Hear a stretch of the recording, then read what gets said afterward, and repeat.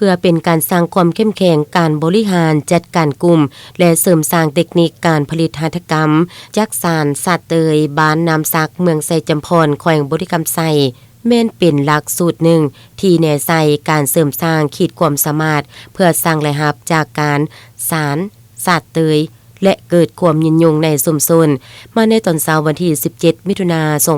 2025นี้อยู่ที่โรงเรียนปฐมบ้านน้ำซักห้องการอุตสาหกรรมและการค้าเมืองได้จัดฝึกอบรมยกระดับการจัดสารผลิตภัณฑ์สาเตยให้แก่กลุ่มสารสาเตยบ้านดังกล่าวขึ้นจังเป็นทางการภายใต้การเป็นประธานของทานซอยมณีจันเน่งเป้ารักษาการเจ้าเมืองไซจำพรโดยการเข้าร่วมของทานเสลิมไซเหลี่ยมผีห้องผู้อำนวยการกองทุนส่งเสริมจุลวิสาหกิจขนาดน้อยและกลางกระทรวงอุตสาหกรรมและการค้ามีทานพรมณีเอี่ยนวิไส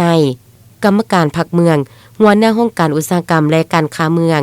บรรดาครูฝึกจากแผนกอุตสาหกรรมและการค้าแขวงวุฒิกรรมไซห้องการอุตสาหกรรมและการค้าเมืองพร้อมด้วยนักสมณกรเข้าร่วมทั้งหมด52ท่านหญิง48ท่านใช้เวลาในการฝึกอบรมเป็นเวลา4วันระหว่างวันที่17ที่20มิถุนายน2025จุดประสงค์ในการฝึกอบรมในครั้งนี้แม้นเป็นการเผยแพร่แนวทางและกรอบแนวความคิดเพื่อนำไปจะตั้งปฏิบัติการสร้างตั้งกลุ่มการผลิตจักสานเพื่อสร้างรายรับและลดล้างความทุกข์ยากทุกกาวพร้อมนั้นยังเฮ็ดให้แต่ละครอบครัวมีอาชีพที่มั่นคงเพิ่มความขีดสามารถในการผลิตเพิ่มรายรับให้แก่ครอบครัวทุกกาวโครงการสร้างความเข้มแข็งการบริหารจัดการกลุ่มและเสริมสร้างเทคนิคการผลิตหัตถกรรมแม่นโครงการหนึ่งที่ได้รับการสนับสนุนจากกองทุนส่งเสริมจุลวิสาห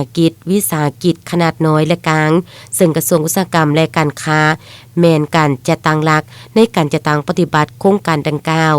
มาฮอดตอนท้ายยังได้ลงเบิงส่วนของเท้าสอนเพชรประชาชนน้ำซักที่เป็นครอบครัวตัวแบบในการปลูกกล้วยสร้างรายรับที่มั่นคงให้แก่ครอบครัวสร้างความเข้มแข็งด้านการเงินเพื่อพัฒนาตนเองและครอบครัว